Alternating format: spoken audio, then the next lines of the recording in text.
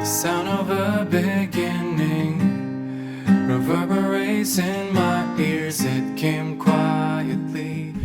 Shane and I entered the river west of the city by the Shakey Bridge. It was built in 1927 and named after James Daly, a butter merchant from Waterford who covered most of the cost of the bridge. Nice one, James.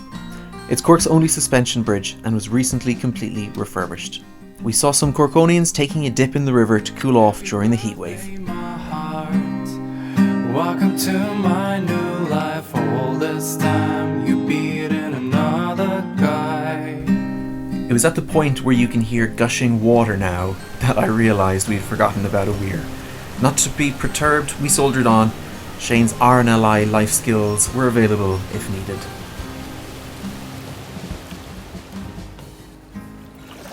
Shane, why don't you tell us a little bit about the work that you've done with the RNLI? Yeah, so I used to be a volunteer member, crew member with Rossler Harbour RNLI. So that was just basically being on call for any rescues in the sea, basically around Rossler. For anyone that doesn't know what the RNLI is, it's a life-saving institution that saves lives at sea in the UK and Ireland, and it's a charity, so it's all voluntary.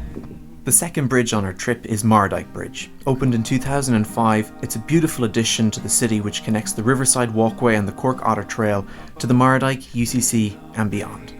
It's lovely, really. Hollow ones are seized by a with a party's a keen on war. Now, enough. That better not be another weir up ahead.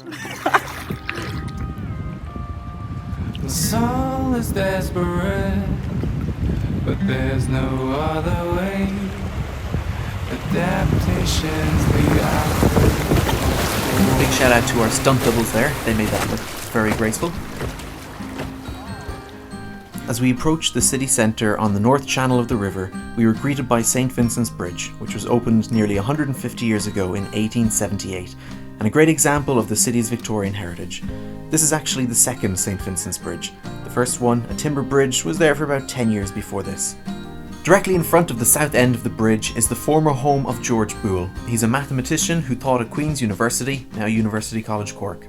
He laid the foundation for the digital age with the creation of Boolean algebra. Ah, George Boole, the original binary man. Do you want to hear a fun fact about the next bridge, Shane? It was replaced, I think, in the 60s or 70s, but the original one was really, really ornate and beautiful, cast iron. And here it is, ladies and gentlemen. A charming single-span cast iron bridge in an ornate Victorian style.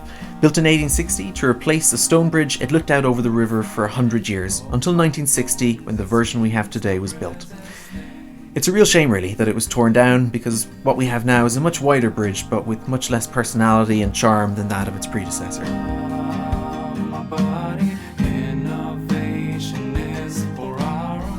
Shandon Bridge is a new addition to the city, opening in 2004. It connects the bustling Cornmarket Street with the medieval city above. If you walk over it at night, it's got some pretty spooky lighting effects. So strong. My soul is desperate. As we continue down the North Channel, the next bridge at the Opera House is Christie Ring Bridge. It's named after one of Ireland's greatest ever hurlers who played for Glen Rovers. As we approached the bridge, however, we were in for a surprise. So this bridge was built, I think, in the 80s. There used to be a river there. Actually, holy shit, I think I can see it.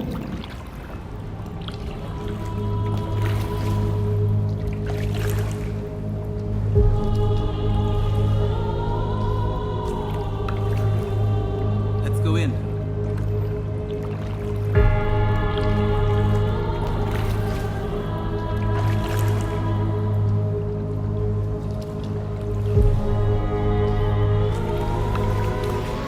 This is the River Bride,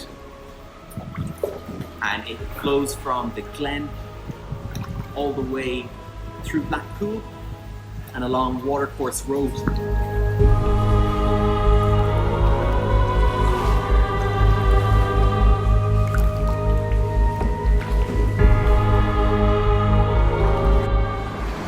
place not well travelled. Well, with good reason, right? I think there's some logistical problems getting here. As we eventually made our way back to the River Lee, our eyes then gazed upon St. Patrick's Bridge. A bridge so beautiful they say if you stare at it for too long you could go blind. Nobody's quite sure when it was built, but most maintain it was put there by aliens, sometime before the pyramids. It's a beautiful bridge with its carved limestone balustrades and 6 carved keystones of St. Patrick, St. Bridget, Neptune and 3 sea goddesses. In a flash. Happy birthday. Now, just down from Patrick's Bridge is the city's newest bridge. It's the 31st River Crossing and it's named after Mary Elmes. She's from Ballintemple in County Cork and she's credited with saving the lives of over 400 Jewish children and adults in France during World War II.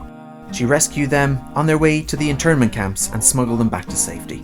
In fact, 2 of the children that she saved did travel to Cork for the opening of this bridge last year. Brian Boru Bridge, try saying that fast 3 times, is a bascule bridge built in 1911 and originally rose to accommodate ships' passage underneath. It last rose up in 1963 and it was completely reconstructed in 1987 to be the bridge that we know today. Here's a look at it open, letting ships pass underneath.